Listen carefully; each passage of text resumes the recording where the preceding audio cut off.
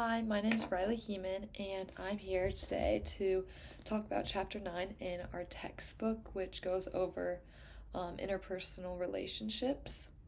So I thought I'd start off with the definition of interpersonal relationships in the textbook, which shows that interpersonal relationships span between differences in age, physical ability, gender, ethnicity, class, religion, race, and nationality. It also helps to learn about the world, help break stereotypes, and acquire new skills. So, this is obviously a very important skill for everyone to have, and it was interesting to read the chapter and see how it applies to my relationships.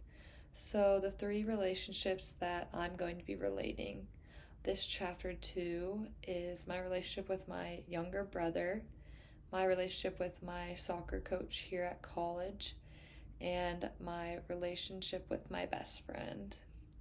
So, I'll start with explaining the social exchange theory, which is a theory that I chose to base all my relationships on.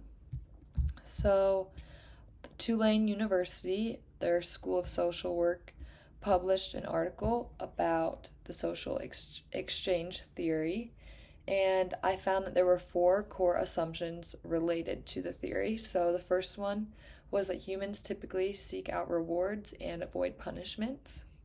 The second is that people initially engage in interactions looking to gain maximum profits and minimal costs. The third is that individuals tend to calculate profit and cost before engaging.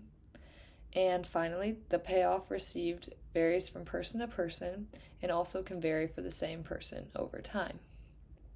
So I kind of chose this theory because I thought it was interesting how something that we're taught when we're younger, like outweighing the benefits and the costs of a decision you're making, can play into our interpersonal relationships. So obviously in the chapter 9, it also talked about how you're attracted to your similarities. So I'll start with my brother. Obviously, we were raised in the same family, so we have like similar beliefs.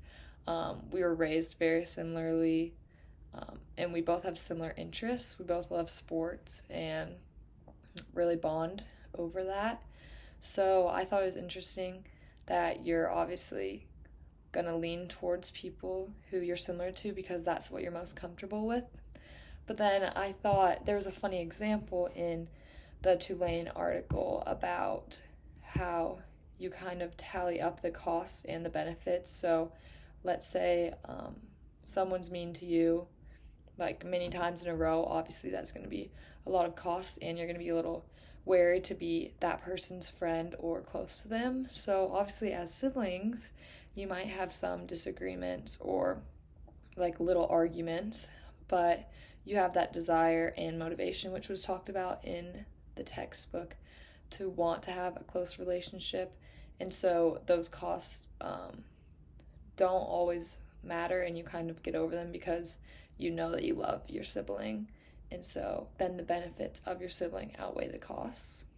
And then my next relationship would be my best friend she's actually from Canada, which related to this because that's obviously a different culture, although it's not as different as some cultures might be. She moved to America her sophomore year of high school, which is when I met her, and she became my best friend. And so back to the similarities that I talked about that were discussed in Chapter 9, we have a lot of similarities, even though she grew up in a completely different country, and I think that really drew us together. We both played basketball together. We were in a lot of classes together.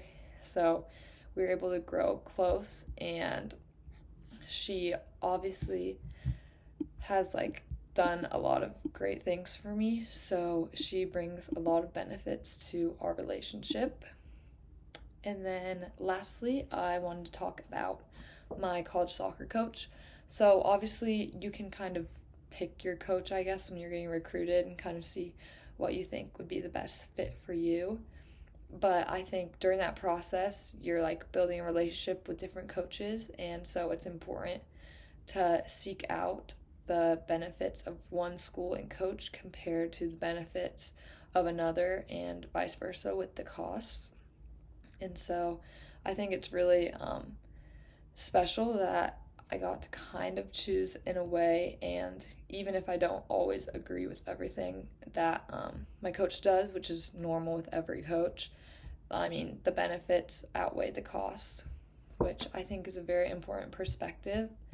And this chapter really helped me hone in on that and just remind me of the importance of intercultural relationships. So, yeah, thanks for listening.